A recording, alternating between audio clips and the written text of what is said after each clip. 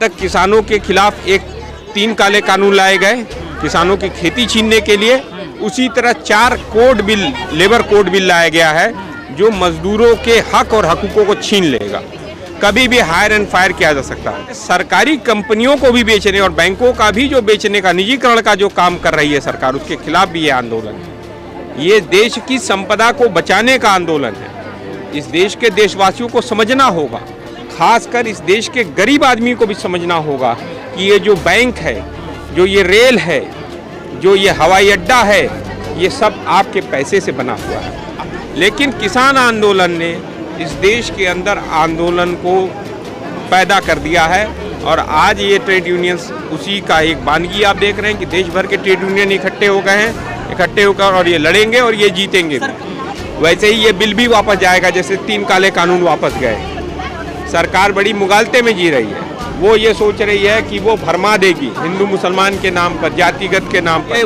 वो लोग आरएसएस के विचारधारा के लोग वहाँ जा रहे हैं तो ऑब्वियस वही नारा लगाएंगे। ये कुर्बानी क्यों नहीं? कुर्बानी काम क्या आती? कुर्बानी तो लड़ने का जज्बा पैदा करती है। लड़ेंगे लोग। लड़ेंगे आप? हाँ लड़ेंगे। कब तक लड़ेंगे? जब तक न्याय नहीं मिलेगा। कॉर्पोरेट घरानों के पास जा रहे हैं जमीन, और हमारे देश के प्रधानमंत्री अब प्रधानमंत्री नहीं, कंपनी बहादुर बन गए।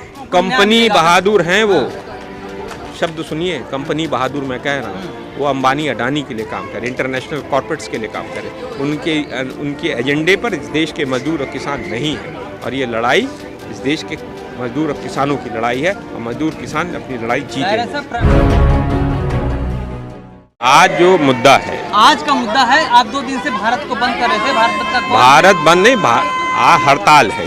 हड़ताल की बात देखिए, जब हम किसान आंदोलन कर रहे थे तो इन मजदूर संगठनों ने, इन ट्रेड यूनियनों ने हमारे किसान आंदोलन का बढ़ चढ़कर समर्थन किया, बढ़ चढ़कर हिस्सा लिया। और आपको पता है, इस देश के अंदर किसान और मजदूर, जो वर्तमान की केंद्र सरकार की नीतियां हैं, खासकर नरेंद्र मोदी जो हमारे प्रधानमंत्री, उनकी नीतियों के कारण किसान और मजदूरों आज हाशिए पे जा रहे हैं। जहां तक किसानों के खिलाफ एक 3 काले कानून लाए गए किसानों की खेती छीनने के लिए, उसी तरह 4 code bill, labour code bill लाया गया है जो मजदूरों के हक और हकूकों को छीन लेगा। कभी भी हायर एंड फायर किया जा सकता है। जो नोटिस पीरियड हो, नोटिस पीरियड भी उसमें नहीं मिलेगा। तो आज जो पूरे देश भर के ट्रेड यूनियंस जो यहाँ पर इकट्ठा हैं, तो भारतीय किसान यूनियन असली के प्रवक्ता के तौर पर मैं अपने राष्ट्रीय अध्यक्ष चौधरी हरपाल सिंह बिलारी के निर्देश पर यहाँ आया हूँ और अपना समर्थन और समर्थन पत्र दिया है। और विभिन्न क्षेत्रों में हमारे संगठन के लोग भी ज्ञापन के माध्यम से इनकी हड़ताल का और इनकी लड़ाई का समर्थन कर रहे हैं। लेकिन जिस तरह से लगातार सरकार के विरोध में चाहे आंदोलन हुआ हो, अब चाहे यह हड़ताल हो रही है, हड़ताल तो सफल होता नजर नहीं आ रहा है, क्योंकि जिस तरह से आपने 2 दिन का हड़ताल का कॉल दिया, सारी चीजें देखिए, ये हड़ताल है, ये बंद और हड़ताल में अंतर है। जैसे बैंकिंग है और सर्विसेज है, उसमें 2 दिन की हड़ताल है, पूरे देशव्यापी हड़ताल है। तो ये सरकारी कर्मचारियों की हड़ताल है और भी जो क्षेत्र के कर्मचारी हैं उनकी हड़ताल है। जो ये सरकारी कंपनियों को भी बेचने और बैंकों का भी जो बेचने का, निजीकरण का जो काम कर रही है सरकार, उसके खिलाफ भी ये आंदोलन है। ये देश की संपदा को बचाने का आंदोलन है।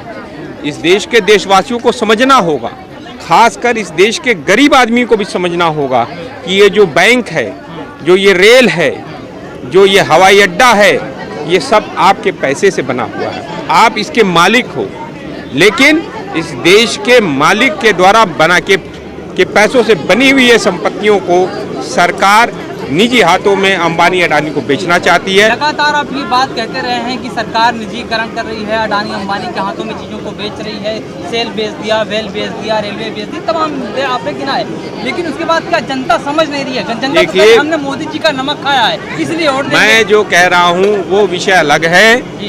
ग्रामीण अंचलों में कुछ जगहों पर भरमाया गया।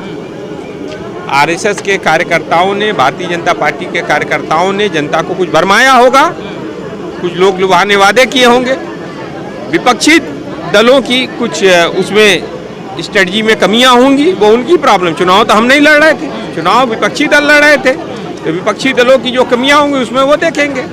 लेकिन किसान आंदोलन ने इस देश के अंदर आंदोलन को पैदा कर दिया है और आज ये ट्रेड यूनियंस उसी का एक वानगी आप देख रहे हैं कि देश भर के ट्रेड यूनियन इकट्ठे हो गए हैं, इकट्ठे होकर और ये लड़ेंगे और ये जीतेंगे। सरकार को दबाव बनाने में कितना सक्षम हो पा रहे हैं, सफल हो पा रहे हैं आप? सरकार पूर्णतः दबाव में है। किसान आंदोलन के कारण और ट्रेड यूनियन जब उसमें उस दौरान भी हड़ताल कर रही थी तो किसान और मजदूर इकट्ठा होकर आंदोलन कर रहे थे, इसलिए ये कानून, ये बिल पास हो चुका है, लेकिन बिल इम्प्लीमेंट नहीं हो रहा है। वैसे ही ये बिल भी वापस जाएगा, जैसे 3 काले कानून वापस गए। सरकार बड़ी मुगालते में जी रही है। वो ये सोच रही है कि वो भरमा देगी हिंदू मुसलमान के नाम पर, जातिगत के नाम पर, या कुछ अपने लोक लुभावने वादे के नाम पर, लेकिन इस देश की जनता को समझ में आ रहा है।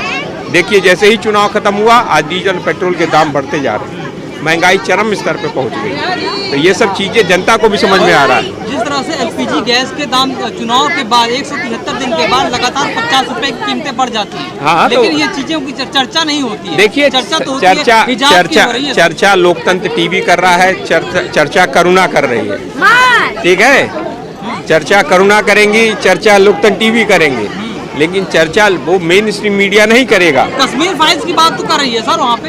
अरे भाई देखिए, कश्मीर फाइल्स जो कश्मीरी पंडितों का, आज ये बताए सरकार कि 30 साल बाद कितने कश्मीरी पंडितों को दिल्ली से या जम्मू से विस्थापित हुए, उनको श्रीनगर में बसाया है। सरकार का ये काम बसाना है कि पुरानी बातें याद कराना है। उस समय यही मौजूदा सरकार में बैठे हुए भाजपा के लोग वर्तमान, उस समय की निवर्तमान सरकार वीपी सिंह जी के समर्थन दे रही थी, क्यों नहीं वापस ले लिया उस समय जब ये जनसंहार हो रहा? इन्होंने करवाया कर नरसंहार?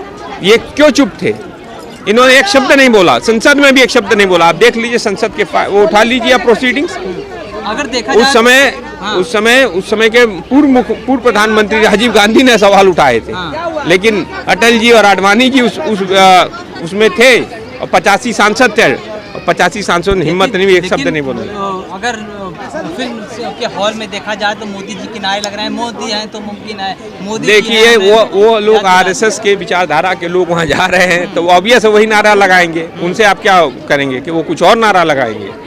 लेकिन जनता भावुक हो गई है सर। देखिए, जनता है, जनता को समझ में आ रहा है, और ये जो फिल्म बनी है उसमें 200 करोड़ रुपए करीब कमाया रहे हैं। मैं तो कहता हूँ उसका कम से कम 200 करोड़ में से जो उनका खर्चा हो जाए वो निकाल के 150 करोड़, 170 करोड़, 180 करोड़ रुपए उन कश्मीरों को विस्थापित जो हुए हैं उनको पुनः बसाने के लिए क्यों नहीं लगा देता विवेक अग्निहोत्री? लगा देना। लेकिन जो कह रहे हैं कि उन्होंने इतिहास लोगों को बता दिया है। अरे भाई, मैं क्या कह रहा हूँ, विस्थापन हुआ है, उनके पुनर्स्थापन की क्या व्यवस्था की है? क्या पैकेज है सरकार के पास?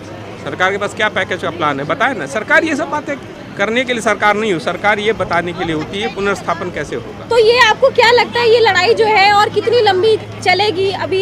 क्योंकि अब हमने देखा कि 5 राज्यों का चुनाव हुआ, उसमें से 4 राज्यों में जो है पुरजोर अपनी जीत मनाते हुए। देखो ऐसा है, भारतीय जनता पार्टी जो जीती है वो कैसे जीती है उत्तर प्रदेश में सबको पता है। कई जगह कम से कम 50-60 सीटें, 70 सीटें ऐसी हैं जो 200 से 1000 या 500, 1000, 5000 के उससे जीती। किस तरीके से गिमिक्सिंग की गई। अब 5 किलो राशन ने जिता। अरे भाई, दूसरी बात मैं कह रहा हूँ, मैं ये कह रहा हूँ कि वोट परसेंटेज कम हो गया, जीत का मार्जिन कम हो गया।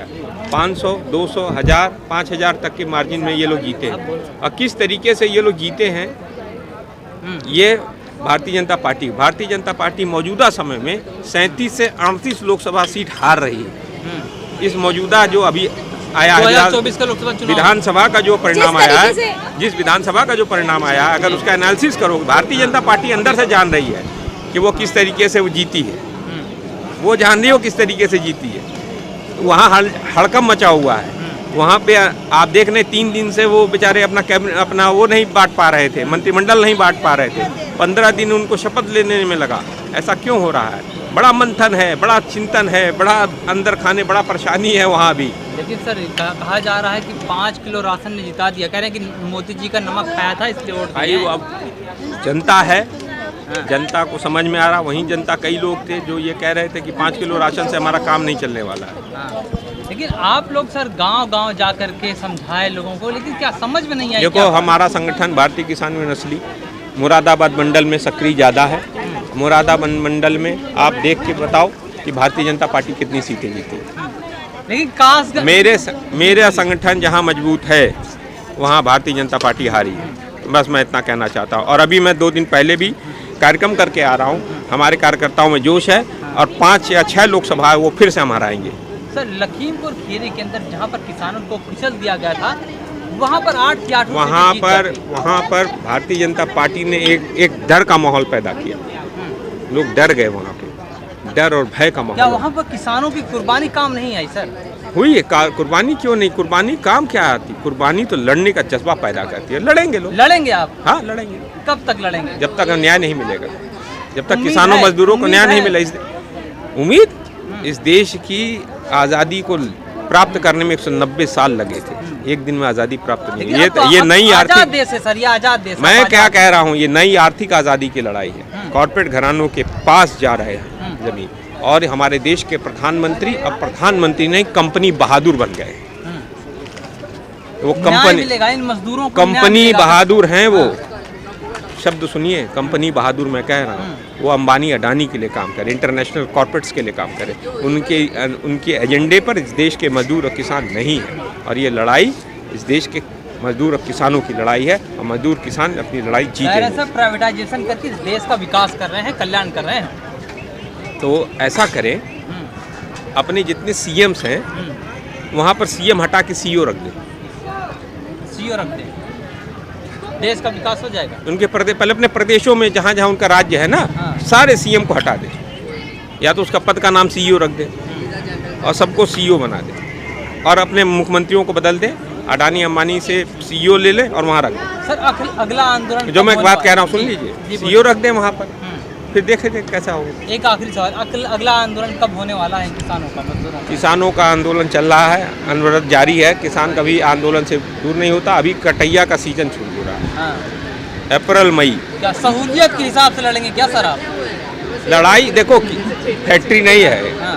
किसानों के पास फैक्ट्री नहीं है कि कोई फैक्ट्री में काम हो रहा है। वो अपना फसल बोता है, 6 महीना लगता है उसको फसल काटने में। जब फसल कट जाएगा, बेच लेगा, तो आंदोलन